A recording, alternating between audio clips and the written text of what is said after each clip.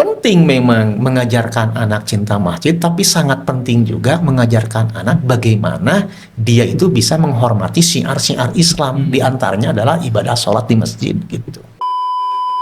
Saya ingat perkataan Sultan Muhammad Al-Fatih, penakluk Konstantinopel. Beliau menyampaikan apa? Khawatirlah kalian ketika masjid itu sudah tidak lagi terdengar suara anak-anak.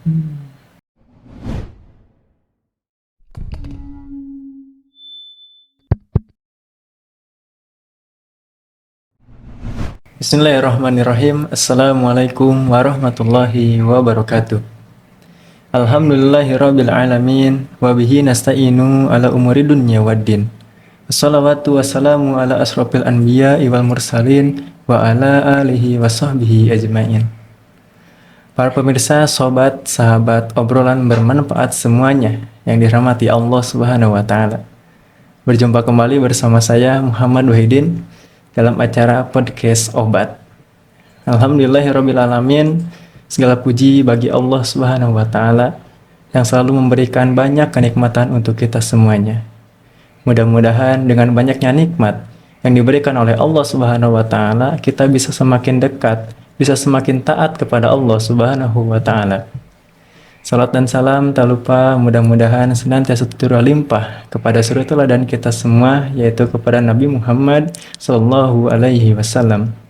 Tak lupa kepada keluarganya, kepada sahabat-sahabatnya, kepada tabi'in, tabi'ut tabi'in, hingga sampai kepada kita semua yang selaku umatnya yang mudah-mudahan istiqomah menjalankan segala sunnah-sunnahnya. Amin ya rabbal alamin. Para sobat semuanya, hari ini hari di bulan Ramadan. Bagaimana saumnya hari ini? Masih lancar?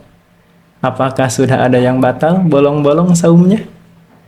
Saya harap mudah-mudahan kita semua bisa memaksimalkan bulan Ramadan ini, karena kita tahu bulan Ramadan bulan yang penuh berkah, bulan penuh dengan ampunan dari Allah Subhanahu wa taala.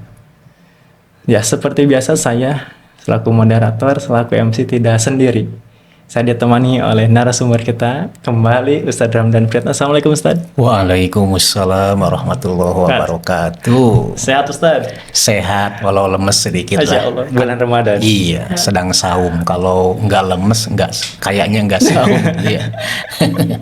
Mungkin Ustadz boleh sapa-sapa dulu pemirsa semuanya. Baik, para pemirsa, kita sedang ada di pertengahan bulan Ramadan 1445 Hijriah. Tetap harus produktif ya, walaupun tidak seenergik ya, biasanya ya, wajar karena kita sedang menunaikan ibadah saum Ramadan. Bahwa bulan Ramadan itu sebetulnya bukan waktunya untuk beribadah, Ustadz Wahid, tapi waktunya untuk memperbanyak ibadah. Kalau waktu ibadah mah ketika kita sudah balik, sepanjang usia masih dikandung badan itu harus ibadah kan. Iya. Tapi kalau di bulan Ramadan itu adalah memperbanyak ibadah. Bulan Ramadan itu bukan waktunya untuk berzikir, tapi memperbanyak zikir. Ya, bukan waktunya beramal soleh, tapi waktunya memperbanyak amal soleh. Dan saya doakan mudah-mudahan para ayah, bunda, pemirsa semuanya, sobat, sahabat obat, bisa diberikan kemudahan, kelancaran, keberkahan, kesehatan, sehingga bisa menjalankan ibadah saum dan nantinya akan mendapatkan predikat takwa insyaallah. Amin. Amin ya rabbal alamin. Insyaallah memperbanyak amalan. Saja bukan waktunya untuk beribadah, bukan waktu untuk berzikir, tapi lebih dari itu memperbanyak, karena ibadah setiap waktu saja. Betul, seperti Nabi Muhammad SAW, beliau itu kan orang yang sangat murah hati, dermawan, dan ketika di bulan Ramadan itu berlipat-lipat lagi kedermawanannya, kan begitu. Yes. Sama halnya dengan isi masjid. Yeah. Tadi ketika Ustadz bilang bukan saatnya ibadah tapi memperbanyak ibadah, dan jamaah di masjid pun memperbanyak, Ustadz. Alhamdulillah. Dibandingkan dengan di luar Ramadan, pada bulan Ramadan itu ada ibadah sholat yang wajib pasti ya, itu juga tarawih ya, dan kegiatan-kegiatan yang lain yang biasanya diisi oleh banyak orang, termasuk juga anak-anak ya Pak Wahidin. Ya betul Ustaz, sama seperti tempat saya, mungkin di tempat-tempat yang lainnya juga sama. Saya lihat karena ada juga yang update status, pasang foto, alhamdulillah ya Ramadan mah masjid penuh katanya gitu. Tapi ambil contoh kasus mungkin saja ada permasalahan juga di tempat saya atau mungkin di yang lainnya juga sama. Ketika masjid penuh dengan jamaah itu, apalagi ibadah sholat tarawih, sholat sunnah saya bilang, anak-anak tuh nggak randai gitu kan. Apa kadang itu gaduh lah. Ya kadang waktunya sholat tapi malah main-main, waktunya sholat malah dorong-dorong. Mungkin dari pandangan Ustadz sendiri tentang penting nggak sih mendidik atau mengenalkan anak itu dengan masjid? Jadi tema kali ini apa nih Ustadz Wahid gitu? Mungkin saya bacakan temanya Ustadz. Mengajak anak ke masjid. Iya.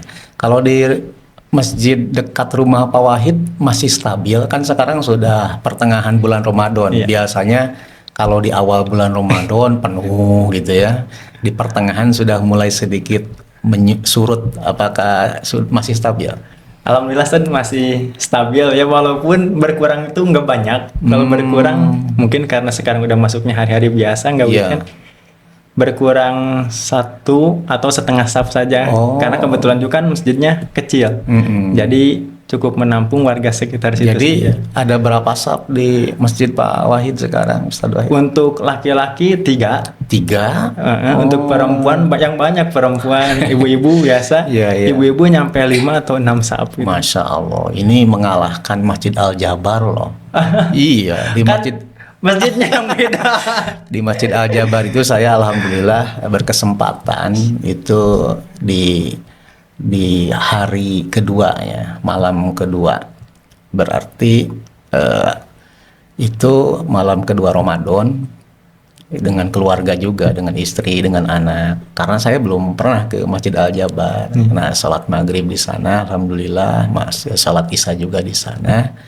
Bapak-bapaknya cuma 2 jajar. Iya, 2 baris. Nah, di Ustadz Wahid itu 3 baris, berarti banyak kan di Ustadz Wahid.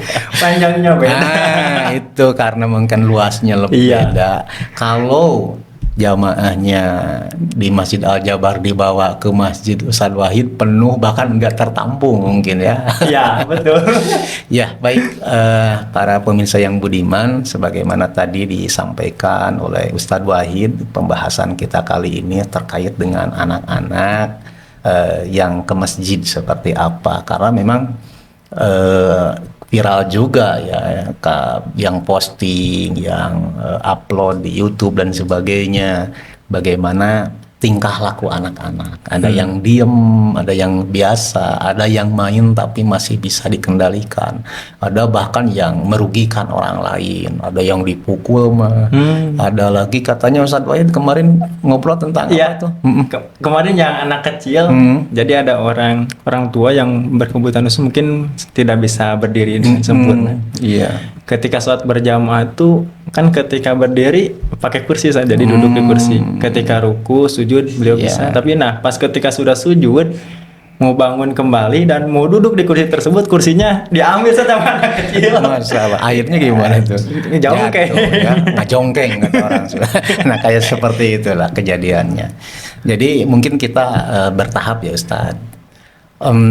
Saya teringat nanti di akhirat kelak di padang mahsyar, semua manusia sejak zaman Nabi Adam sampai umatnya Nabi Muhammad SAW itu dikumpulkan tanpa alas kaki, tanpa pakaian, ya, mereka terlihat auratnya gitu, dan panas terik matahari yang luar biasa. Di dalam hadis itu disebutkan kami kedari milin, kurang lebih jarak antara matahari kepada tubuh manusia waktu itu tuh hanya 1 mil. 1 mil itu kalau menggunakan konversi di dunia itu sekitar 1,5 kilometer ya, jadi sangat dekat sekali. Di dunia saja jarak antara matahari ke bumi itu saya baca sekitar 149 juta kilometer. Ini cuman 1,5 kilo, dekat banget ya. Dekat. Makanya disampaikan di dalam hadis itu ada orang yang saking kepanasan, keringat bercucuran, ada yang sampai keringatnya itu sama dengan mata kakinya, ada yang sampai selutut, ada yang sampai sepinggang, ada yang sampai habis tuh tubuhnya itu dipenuhi oleh keringat. Orang Sunda mah kekerebekan, tenggelam di keringatnya sendiri. Tapi ada orang-orang yang diberikan naungan oleh Allah Subhanahu wa taala, ada 7 golongan. Sab'atun yudilluhumullahu yauma la dilla illa dillihi. Sab'atun, ada 7 golongan. Yudilluhumullahu fidillihi, yang Allah memberikan naungan di dalam naungannya itu, yauma la dilla, tidak, ketika hari itu tidak ada naungan, illa dillihi, illa dilluhu, kecuali naungannya. Siapa? Ya diantaranya adalah rojulun, warojulun, dan seorang laki-laki atau perempuan juga di sini, qalbuhu mu'allakun bil masajid. Seseorang yang hatinya itu memiliki keterlibatan emosional, terpaut cinta dengan masjid. Nah, untuk cinta pada masjid itu kan tidak langsung muncul di dalam hati kita ya, tapi itu butuh pendekatan, butuh tarbiyah, butuh latihan. Oleh karenanya, anak-anak yang dibawa oleh orang tuanya ke masjid, saya yakin orang tua itu memiliki keinginan yang baik, yaitu agar anaknya juga sama seperti dirinya mencintai masjid gitu. Jadi makna warojulun qalbuhu mu'allakun bil masajid itu, hatinya terpaut dengan masjid itu bukan berarti harus selalu ada di masjid. Bisa jadi dia itu berada di ruang-ruang kehidupan, di pasar, di sekolah, di ruang publik, tapi terpancar hasil pendidikan di masjid. Ilmu-ilmu yang pernah dia raih di masjid itu menjadikan dia sosok yang betul-betul menjadi hamba Allah yang baik secara pribadi maupun ketika berinteraksi dengan yang lainnya, gitu ya. Jadi saya yakin, saya percaya ada motivasi yang baik dari orang tua menginginkan anaknya dikenalkan sejak dini ke masjid. Seperti begini Ustadz, Ustadz Wahid itu punya anak, dan anaknya itu punya keinginan jadi pilot misalnya tuh. Nah berarti kan harus dikenalkan, diterangkan, di briefing pilot itu apa, pesawat itu apa. Bisa disangkana pilot itu adalah yang nyupirin kereta kan, bisa jadi kan. Padahal pilot itu adalah seorang pengemudi kapal terbang. Nah bahkan kalau Pak Wahid punya channel, punya link, itu diajak ke pilot-pilot yang sudah jam terbangnya tinggi. Kalau Ustadz Wahid anaknya pengen menjadi seorang pemain bola atau olahragawan, atletis, seorang atlet gitu ya, itu berarti dihubungkan dengan hal-hal yang seperti itu. Juga sama terkait dengan masjid. Bagaimana mungkin anak akan mencintai masjid, akan mencintai rumah Allah Subhanahu wa taala kalau tidak dikenalkan sejak dini. Begitu Ustaz. Dikenalkan sejak dini Ustaz. Tapi ini menurut Ustaz ya, apa benar tuh misalkan cara pendidikan pengenalan masjid itu membawa anak-anak untuk datang ke masjid, dan hingga akhir kan tak banyak juga anak yang dibawa ke masjid itu malah membuat gaduh, mengganggu kehusuan jamaah. Betul ya, itu bagaimana? Iya. Nah, kalau saya perhatikan masjid-masjid ya khususnya di Indonesia, dan yang saya ketahui itu ada 3 sikap pada anak-anak. Yang pertama, ada pengurus masjid yang sama sekali tidak memperkenankan anak-anak itu untuk dekat dengan masjid. Bahkan di pengumuman itu ada tulisan dilarang bawa anak kecil. Ya, kalau ada anak kecil yang datang ke sana dimarahi. Bahkan pernah ada anak yang bermain, ya mungkin karena anak-anak kelewatan, sampai disebutkan oleh si pengurus masjid itu, kamu teh anak setan gitu. Sampai dia menyampaikan, saya itu trauma datang ke masjid lagi. Dia udah gede, tapi mau ke masjid itu, dia kan dapat ilmu juga ya, bahwa sholat di masjid itu, apalagi berjamaah, itu dapat 27 derajat. Tapi sisi traumatik experience-nya, pengalaman traumatiknya itu membuat dia itu merasa gimana gitu. Apalagi ke masjid tersebut. Tapi secara umum juga, selain ke masjid tersebut, ke masjid-masjid yang lain pun dia merasa ogah gitu. Nah, kenapa? Karena sikap yang tidak ramah dari pengurus masjid. Yang keduanya, ada masjid itu yang kebalikan dari yang pertama. Kalau yang pertama mah ketat banget gitu ya, sampai disebut anak setan mah enggak bersahabat dengan anak-anak. Yang kedua mah longgar banget. Pokoknya mah diantep we, baru udah keribut, diantep. Anak-anak bermain, diantep, dan bukan hanya satu orang, banyak. Bahkan mohon maaf, saya mendapati pernah, ini saya pengalaman. Saya sedang menjadi makmum bersama teman yang lain, bersama jamaah yang lain. Ketika sedang sholat, ada satu anak yang mohon maaf buang kotoran di depan tempat sujud. Coba BAB, berarti kan nggak pakai pempes lah gitu ya, nggak pakai pelindung. Ya gimana coba? Kita sedang sholat baru 2 rakaat, sholat asar kalau nggak lupa saya. Dan itu bukan 1 kali 2 kali kasus seperti itu, ada yang ngompo dan sebagainya. Nah, tapi dibebaskan, tidak ada peringatan kepada anak, tidak ada peringatan kepada orang tua, sehingga mengganggu kekhidmatan sebuah masjid untuk ibadah. Karena orang tua juga kan butuh untuk khusyuk, waqumu lillahi qanitin, dan berdirilah kamu kepada Allah, ibadah kepada Allah itu dengan khusyuk. Nah, karena kita itu harus khusyuk, berarti sarana-sarana menuju kehusuan itu kan harus diupayakan. Di antaranya adalah dengan cara bagaimana supaya kondisi di masjid itu tenang, tidak gaduh, tidak ribut gitu. Nabi Muhammad saja itu ketika beliau sholat melihat gorden yang dimiliki oleh Aisyah radhiyallahu anha itu bergambar.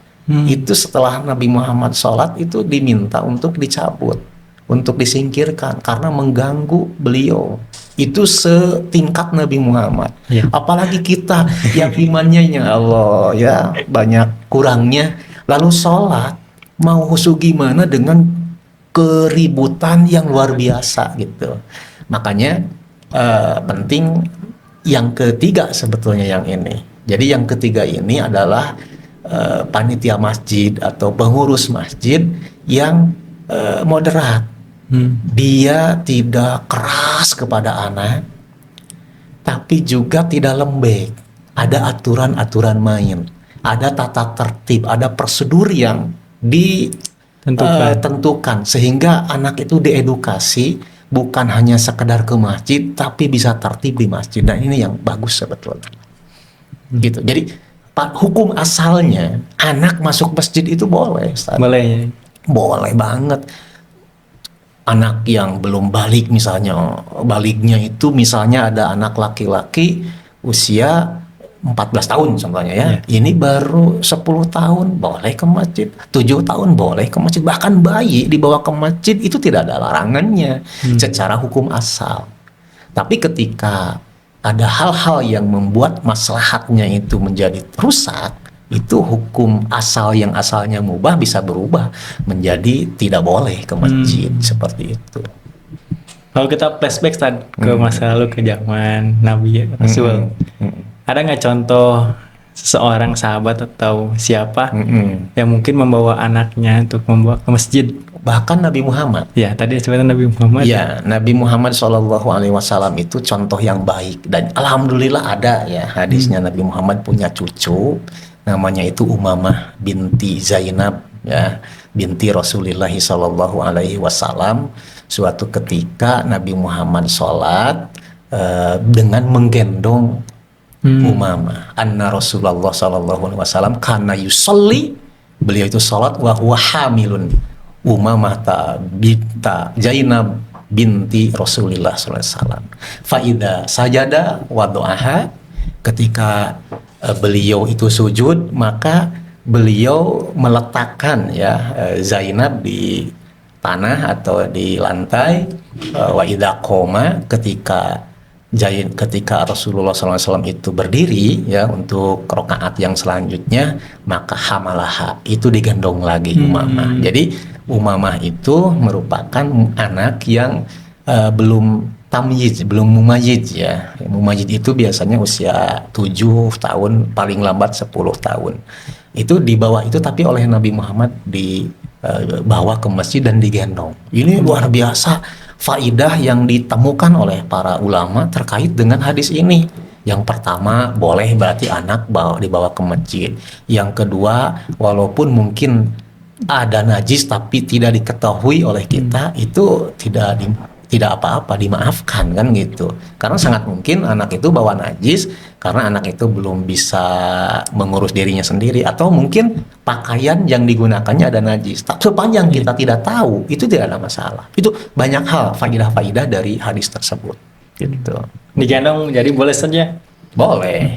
Berarti kalau misalkan lihat hal demikian, baiknya jika kita ingin mengajarkan anak ke masjid itu berada di samping kita saja. Jadi ketika misalkan anak gaduh, bisa langsung kita kondisikan. Nah, jadi sebetulnya inti nama orang tua tuh bagus ingin melatih anak cinta masjid, tapi jangan lupa latih juga anak itu memahami bahwa dia tidak sedang di rumahnya sendiri, tapi sedang ada di ruang publik. Ini bukan hanya ke masjid sebetulnya Ustadz Wahid. Ke ruang-ruang publik yang lain, bagusnya dikenalkan oleh kita. Ustadz Wahid punya anak. Sekali-kali dibawa, kan Ustadz Wahid itu bekerja di sekolah ya. Sekali-kali dibawa ke sekolah itu perlu loh. Agar anak itu mengenal tempat pekerjaan antum dan juga tahu aturan-aturan main di ruang publik. Gitu. Termasuk juga ke masjid. Entah ujuk-ujuk gitu, masuk ke masjid, sok lah kumaha maneh gitu, enggak. Tapi ada sebuah ilmu, itu namanya tuh BRP. BRP itu briefing and role playing. Briefing tuh dikasih pengarahan dulu. Misalnya kadang-kadang, ayah mau kemana? Abi mau kemana? Mau ke masjid. Ikut. Misalnya adanya kuku. Nah, sebelum ke masjid, anak itu di briefing dulu. Kamu nanti akan datang ke rumah Allah yang namanya masjid. Di sana tempat ibadah, tempat sholat, banyak orang. Nah, AA atau Dede berarti harus tertib ya, siap ya? Siap. Setelah itu yang dimaksud tertib kan belum tentu paham anak usia 3 tahun atau 4 tahun. Berarti di role playing itu didramakan, dipraktekin. Ada bermain peran Ustaz. Nah, bermain peran, kita yuk ke masjid, tapi sebetulnya nggak ke masjid, tapi ke tempat yang lain. Nah, ini apura-puranya masjid, itu namanya BRP. Dan itu keuntungannya luar biasa. Dan banyak hal, termasuk juga kalau ke kantor, ke mana, bank gitu dan sebagainya, ke ruang-ruang umum, ke ruang-ruang publik, itu BRP itu penting, briefing and role playing. Termasuk juga ke tempat wisata, Ustadz. Kadang-kadang kan ada kemacetan, apalagi nanti lebaran ya, macet dan sebagainya. Kan anak anu tadi nanti pengen happy gitu tuh bukan happy kalau jadi arah ramak ya, karena itu budak teh rewel. Tapi kalau pakai BRP, briefing and role playing, kita tuh akan berperjalanan sekitar 3 jam. Ini tuh kalau nggak macet. Kalau macet bisa jadi sampai 5 jam. Harus kuat ya, harus sabar ya. Siap Umi, siap Abi. Setelah itu kita praktekkan di rumah sendiri. Ini kita pura-pura sudah sampai ke sebuah destinasi. Setelah itu bagaimana keadaannya? Lalu apa yang harus diperbuat? Nah, ini penting Ustaz. Jadi di satu sisi membawa anak ke masjid itu perlu dilakukan agar anak cinta masjid. Tetapi juga dunia itu tidak melulu berbicara masalah anak. Ada juga berbicara masalah orang tua yang harus khusyuk ketika ibadah. Ya. Makanya ketika masjid harus ramah anak, di satu sisi juga anak harus ramah masjid. Jangan sampai masjid dikotori dengan keributan-keributan yang tidak perlu sehingga mengganggu kekhidmatan dan kehusuan ibadah, khususnya ketika melaksanakan ibadah sholat, Ustadz. Kalau tidak sedang melakukan ibadah sholat, misalnya pengajian, kan ada pengajian anak-anak yang masih dilaksanakan di masjid ya. Dan karena memang zaman dulu mah begitu, sebelum mengenal madrasah gitu. Kalau sekarang kan ada sekolah, ada madrasah, jadi dipisah. Belajar di sekolah atau madrasah, sedangkan ibadah di masjid. Tapi ada sekian banyak tempat, kampung yang ibadah dan belajarnya itu di masjid kan. Nah kalau ibadah mah udah fix itu mah jangan sampai terganggu. Kalau urusan belajar, misalnya di satu masjid anaknya ada 30, ada 40 orang, ya ganeng mah wajar, tapi tidak akan mengganggu kehusuan orang yang ibadah. Kenapa? Karena nggak sedang ibadah. Seperti yang dilakukan luar biasa ya oleh imam masjid di Turki ya, itu udah sekian tahun yang lalu. Itu setelah melaksanakan ibadah tarawih, anak-anak itu diajak main, bahkan bisa main badminton, bisa main bola di masjid coba. Tapi itu 1 jam setelah tarawih. Untuk ukur tarawih tadi urang mah baru teh ulin teh keur. Iya, kadang-kadang sedang tidak tarawih, tidak sedang sholat, baru cara ricing, kalem gitu, tenang. Pas tarawih, pas sholat, langsung ngider, tahu. Bahkan yang menyedihkan tuh bukan hanya anak usia 2, 3, 4 tahun. Anak yang sudah usia 7 atau 8 tahun pun berani melakukan itu. Nah itu, makanya perlu ada disiplin. Jadi, penting memang mengajarkan anak cinta masjid, tapi sangat penting juga mengajarkan anak bagaimana dia itu bisa menghormati syiar-syiar Islam. Di antaranya adalah ibadah sholat di masjid gitu. Tentang pemposisian saat nih, tak banyak di beberapa masjid, di pengurus masjid itu ada yang mengatur saf jika anak-anak tuh dipisahkan, anak-anak di belakang, orang tua, orang-orang dewasa di depan, dengan berdalih biar ketika meren herei atau gaduh mereka fokus di belakang dan yang dewasa fokus beribadah. Nah hal itu benar atau tidak, Ustaz? Iya, begini Ustadz Wahid, saya juga malah punya pengalaman bawa anak-anak ke sebuah masjid besar lah di Soreang. Itu ketika adzan zuhur, anak-anak siswa kita ini itu sudah wudhu dan menempati barisan pertama. Nah, datang pengurus masjid tuh. Kata pengurus masjid, anak-anak belakang, fotonya gitu ya. Harusnya sudah tahu, gurunya ngasih tahu gitu ya, bahwa di depan itu harusnya bapak-bapak, anak-anak belakang saja. Nah, padahal sebetulnya nggak harus begitu ya. Jadi harus ramah. Jadi penyampaian atau edukasi itu tidak harus keras begitu, kecuali kalau memang dibutuhkan untuk keras, udah beberapa kali diperingatkan gitu ya, tapi enggak gubris, ya udah agak keras. Tapi kalau baru juga datang misalnya tuh lalu melihat anak seperti itu, alhamdulillah anak mau di barisan pertama, tapi Ustadz Afwan atau Pak Guru Afwan untuk anak-anak di barisan kedua ya gitu contohnya ya. Karena untuk di barisan pertama orang tua, memang Ustadz Wahid, yang di dekat imam itu diusahakan adalah orang yang sudah balik, berakal, bahkan pemahaman tentang agamanya itu bagus. Mengapa? Karena kan sangat mungkin ada kondisi-kondisi imam itu batal.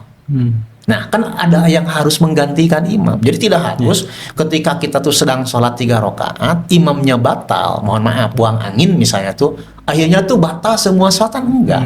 Yang batal itu hanya imam saja kan. Adapun sholat makmum itu tidak batal asal ada yang maju ke depan. Menggantikan. Maka dibutuhkanlah orang tua, orang dewasa yang menggantikan imam tersebut. Nah, kalau di depan itu yang dekat imam ya, itu adalah anak-anak, kan tidak bisa menggantikan. Maka wajar kalau Modelnya seperti itu.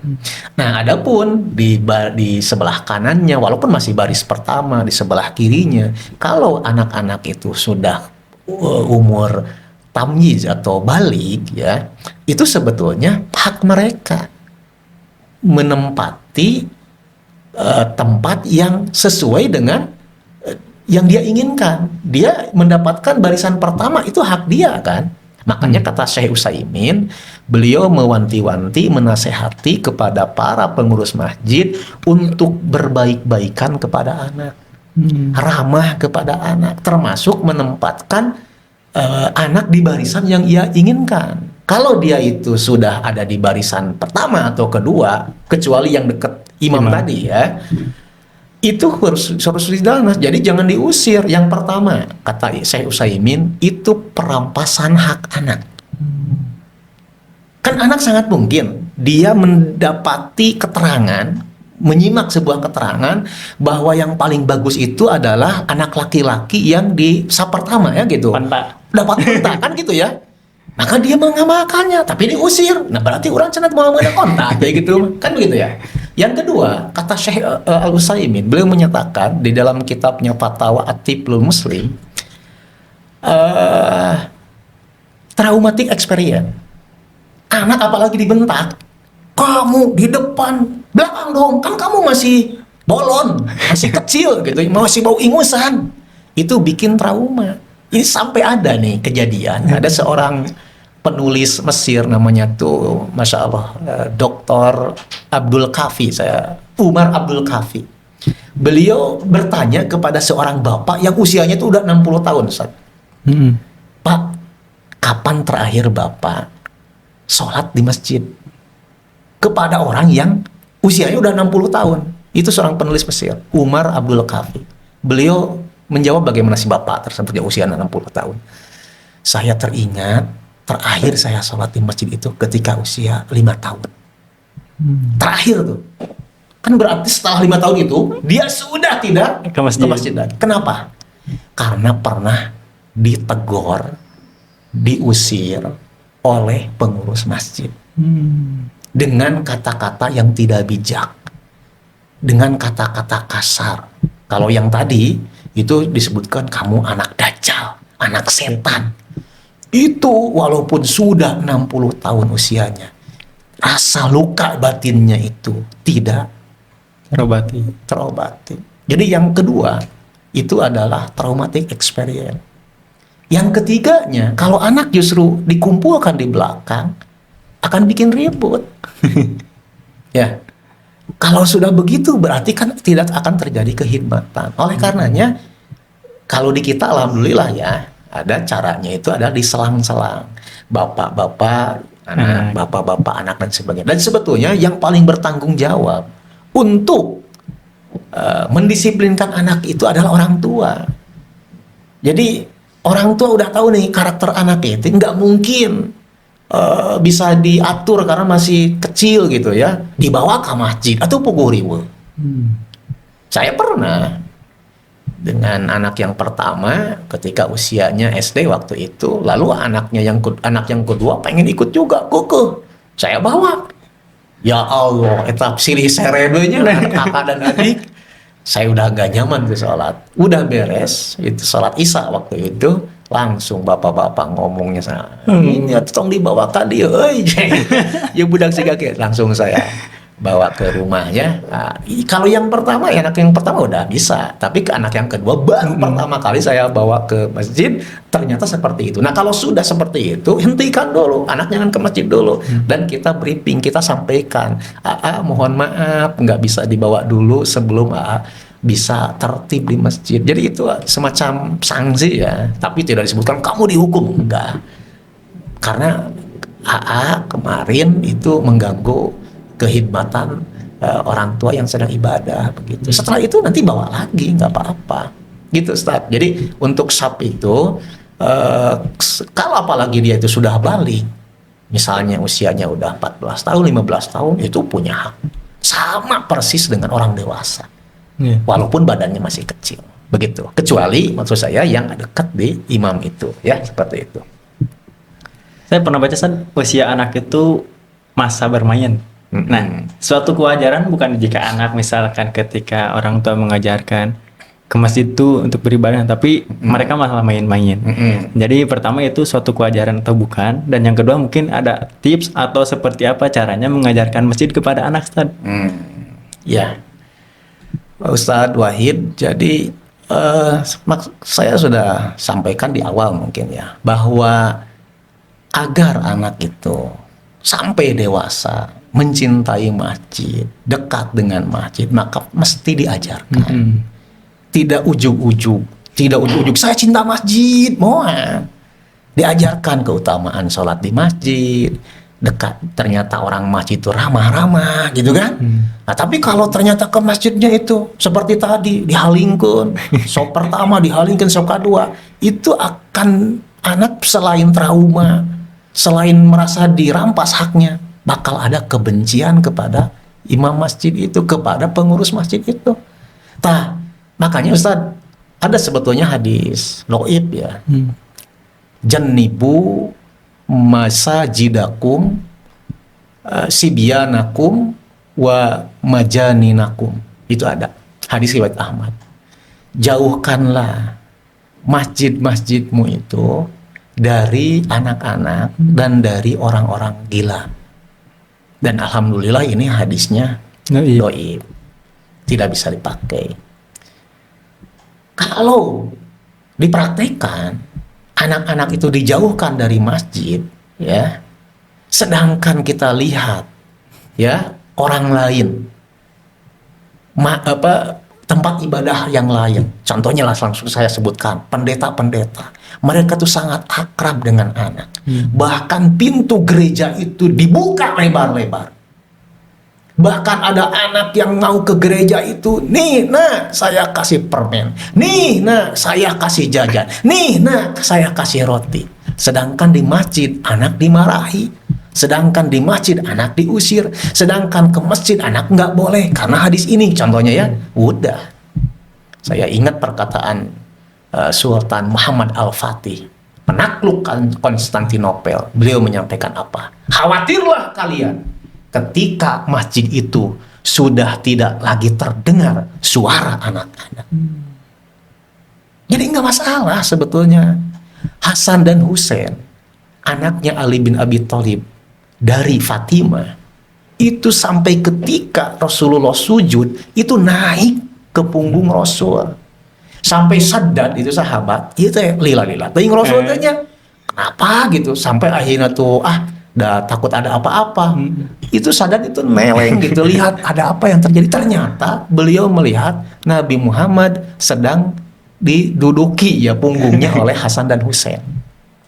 Beres sholat, disampaikan oleh Sadat, ya Rasulullah, oleh sahabat yang lain itu, ya Rasulullah, apa yang terjadi tadi tuh? Kok lama banget? Takut terjadi sesuatu yang buruk kepada engkau, atau engkau tuh mendapatkan wahyu. Kata Nabi Muhammad, enggak, saya tuh lagi dinaikin kuda-kudaan oleh Hasan dan Husain. Saya tidak mau menghentikan kebahagiaan mereka. Saya biarkan beliau itu berdua puas dulu di punggung saya. Luar biasa kan? Lembut sekali. Betapa lembut dan sayangnya Rasul. Lamun ayeuna anak-anak dibenci, dihardik, tidak proporsional. Kebayangkan akhirnya tuh abdi mah alim ka masjid mah batleh kam tempat main games. Di tempat main games yang sana ramah-ramah balalagur. Ya, pemilik gamesnya itu. Terus saya loba main game. Udah gitu anak udah dewasa, baru para pengurus masjid itu ngomong begini, kamarananya barudak. Kok urang mah geus kalolot kieu cing atuh barudak teh daek atuh ngamakmurkeun masjid. Pret cek saya teh kitu berenangnya. Ari baheula keur leutik kan eta budak teh dicarekan ku bapak. Disebut monyet, disebut anak dajjal, disebut anak setan kan gitu. Lalu setelah mereka remaja, mereka itu lebih nyaman di tempat yang lain, di tempat karaoke, di tempat permainan, baru sedih, baru menjerit. Harusnya anak-anak itu tidak boleh dimarahi, anak-anak itu tidak boleh dibentak, anak-anak itu tidak boleh dikasari, gitu. Tapi memang tadi saya sampaikan, perlu kekhidmatan sholat juga. Maka dalam hal ini perlu ada edukasi dari pengurus masjid kepada siapa? Kepada anak-anak dan kepada orang tuanya. Nah, ini juga penting, mumpung saya sedang sedang ngobrol terkait dengan hal ini. Jadi para orang tua bolehlah, bagus gitu ya, punya semangat untuk mendekatkan anak pada masjid, tapi jangan lupa juga bahwa ada hak orang tua yang ibadahnya itu harus khusyuk. Bahkan kata seorang ulama, beliau menyampaikan sangat mungkin pahala bapak-bapak yang dia itu ingin anaknya itu dekat dengan masjid itu bisa rusak dengan kemakruhan anak-anak yang main-main di masjid. Jadi tidak sampai haram anak main-main di masjid, itu makruh saja. Jadi Ustadz Wahid, lamun ditimbang gitu ya orang tua teh kan pengen dapat pahala juga ya, ngajarin anak ke masjid. Tapi pas ke masjid itu hului wae. Wah, eta teh unggal waktu gitu dibawa deh. Udah jelas-jelas anak teh main nggak bisa dikendalikan. Lohor tehnya, asar dibawa lagi, maghrib dibawa lagi, sambil tidak pernah di briefing, tidak pernah diperingatkan. Atau meureunana bisa jadi justru pahala bapak teh rusak. Bahkan mungkin naudzubillahi min dzalik ya bisa dosa. Mengganggu kehusuan orang tua atau orang dewasa. Punten-punten Pak Wahid, tanpa ada anak-anak saja nu ribut, urang teh hese husu teh. Asli nasta. Apalagi. Makanya Nabi Muhammad SAW mengatakan, inna fis salati la suglan. Sesungguhnya salat itu maha sibuk salat teh. Kan itu tuh waktu itu ada kejadiannya Nabi Muhammad sedang sholat, ada yang salam. Oleh Nabi Muhammad nggak digubris. Nabi Muhammad melanjutkan. Sahabat bertanya, namanya Abdullah, ya Rasulullah, kenapa engkau nggak menjawab salam saya? Inna fis salati lasuglan. Sholat itu sibuk berkomunikasi dengan Allah. Jadi saya tidak bisa berkomunikasi dengan kamu gitu. Masya Allah. Contoh-contoh juga berarti banyak ya tentang kelembutan. Jadi bukan berarti pihak pengurus masjid itu melarang anak ke masjid, bukan saja. Cuma tak banyak juga yang cara mereka itu salah. Hingga tadi menyebabkan mentalnya yang jadi nggak sehat saja. Tadi pengalaman yang tadi. Misalnya dari tadi banyak menyebutkan contoh-contoh dan juga hadis saja, termasuk kalam ulama. Mungkin saya bisa menarik garis penting kesimpulan yang dimana tentang bahasan pendidikan anak dengan masjid. Ya, boleh saya mungkin disampaikan. Para ayah, bunda yang saya hormati, yang pertama, sholat itu merupakan hal yang sangat penting di dalam kehidupan ini. Makanya ajarkan anak-anak itu sholat dan menghargai orang yang sedang sholat. Di antara tempat sholat itu yang diajarkan oleh Allah Subhanahu wa Ta'ala dan Nabi-Nya, yang paling utama adalah di masjid untuk sholatul maktubah. Ya, nah anak silahkan bawa ke masjid kalau memang sudah memungkinkan untuk bisa disiplin di masjid. Adapun kalau belum, maka kewajiban kita tuh bukan membawa anak ke masjid, Ustadz, tapi mendisiplinkan anak dulu di rumah. Kalau memang belum memungkinkan, kan anak kan udah kelihatan karakter ya dalam kehidupan keseharian. Wah, ini si AA kalau dibawa sekarang ke masjid belum mungkin sih. Masih kena tantrum gitu ya, masih kena tidak cicing. Nah, ada anak yang tipenya itu udah ketahuan oleh kita, ini kayaknya bisa dibawa nih. Ya, saya pernah bawa anak perempuan yang bungsu ya, yang keempat, itu dia diem aja, walaupun baru pertama kali dibawa ke masjid. Karena tipe-tipe anak juga sudah kita kateguh gitu ya. Nah, ini jangan sampai geus kateguh budak tepi. Wah. Ya. Nanti Pak Wahid kalau udah punya anak nih, lalu oleh kita tuh terus dibawa ke masjid tanpa ada briefing, tanpa ada role playing, tanpa ada edukasi, ya udah. Nantinya rusak. Itu. Jadi penting sekali. Nah, selanjutnya kepada para pengurus masjid, ya, seheboh apapun yang ada di masjid, ya, anak-anak itu kita tidak harus marah yang berlebihan, proporsional saja. Ya, nggak usah lah, tidak boleh bawa anak, nggak usah juga begitu, ya, lebih lembut, karena Rasulullah itu mengajarkan kelembutan kepada manusia, ya. Jadi tekniknya tetap ada aturan main yang itu harus disosialisasikan kepada jamaah di masjid tersebut. Kalau ada anak yang ternyata berulang-ulang melakukan gangguan kepada jamaah, maka boleh orang tuanya itu diingatkan. Anaknya diingatkan dengan baik, seperti itu. Kalau orang tuanya nggak ada, ternyata memang anak tuh pas waktu sholat ke masjid, tapi bapaknya tarak gitu. Kan ada yang kayak begitu ya. Nah itu diingatkan, karena yang tanggung jawabnya nggak ada orang tuanya, berarti pengurus masjidnya yang bertanggung jawab. Bahkan kalau bagus nama ya didatangi aja, baik-baik, ayah, bunda, gitunya, mohon maaf, saya pengurus masjid, qadarullah, ananda masih begini, tapi enak, baik-baik gitu.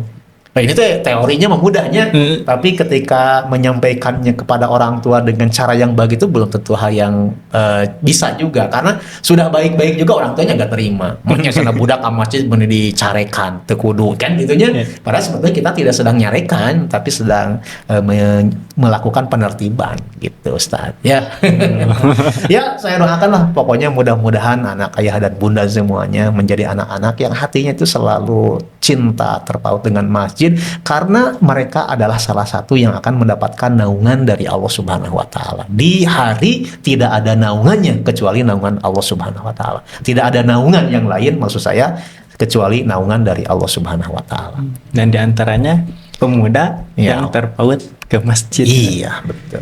Sobat semuanya, tadi disampaikan oleh narasumber kita Ustaz Ramdan Priyatna bahwasanya pendidikan masjid untuk anak itu sangat penting.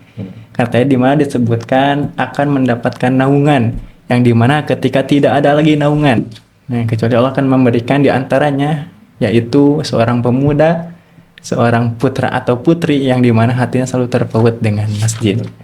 Ustaz, mohon izin, mungkin ini juga sesi terakhir. Iya. Mungkin ada lagi closing statement dari Ustadz, atau mungkin nasihat yang luar biasa untuk para sobat semuanya sebelum saya tutup acara ini. Iya, mungkin sedikit saja ya, menambahkan dari closing statement yang pertama tadi. Jadi ayah bunda semuanya, siapa lagi sih yang akan memakmurkan masjid kecuali orang-orang yang beriman, kecuali orang-orang Islam. Kalau yang lain mah, mereka itu memakmurkan tempat ibadah mereka sendiri, ya. Tapi jangan sampai maksudnya memakmurkan masjid, tapi justru mencederai, merusak syiar-syiar Islam. Masjid tampak kumuh, kotor, terus juga syiar-syiar Islam itu bukan yang baiknya, justru yang negatifnya gitu. Makanya semua pihak itu harus mengedukasi anak-anak. Ustadz atau pengurus masjid itu bagusnya ada sosialisasi dulu bahwa di masjid ini tempat ibadah, silahkan ke masjid kalau sudah siap untuk disiplin, kalau tidak mohon maaf kami belum bisa menerima kehadiran kan gitu ya. Yang keduanya rumah. Ini penting banget, fungsi rumah itu adalah madrasah. Madrasah itu adalah tempat pengajaran, diajarkan tata tertib di masjid. Sebagaimana Bapak Ibu semuanya mengajarkan informasi-informasi ilmu-ilmu yang lain. Dengan cara seperti itu insya Allah, walaupun tetap ya, anak kan tipenya waktunya main-main, ya kudu nama diajar kalau kaheureui kan gitu budak mah. Masih bisa dikendalikan malah nggak apa-apa gitu. Tapi kalau sudah nggak bisa dikendalikan ya, itu baru ada tindakan yang lebih lagi dari pengurus masjid atau dari orang tua, yang sifatnya adalah edukasi, bukan membuat anak itu trauma, ya seperti itu. Insyaallah, jajak mulai kasiran Ustaz atas ilmunya. Iya, Ustaz banyak menyampaikan, mudah-mudahan yang daging tersebut ya, saya rasa daging tersebut, karena ini masalah yang umum di masyarakat. Iya. Kegaduhan atau kerisauan orang-orang yang biasa khusyuk di masjid tapi merasa risih karena hadirnya anak-anak. Betul. Nah, mudah-mudahan dengan hal ini jadi ilmu yang luar biasa dan tentu menjadi pendidikan untuk kita semuanya. Kita selaku orang dewasa, selaku orang tua bisa memahamkan anak kita. Dan mungkin anak-anak semua, Ananda, anak-anak Ustadz semuanya juga bisa menonton dan memahami bahwasanya ada peraturan-peraturan di masjid, dan di mana kita juga bisa saling menghargai sesama jamaah di masjid tersebut. Itu saja dari saya. Kembali saya ucapkan terima kasih banyak atas waktunya. Sama-sama Ustadz Wahid. Masya Allah. Semoga Ustadz Wahid selalu diberikan kesehatan ya. Amin, berkah selalu ilmunya Ustadz. Amin. Ya.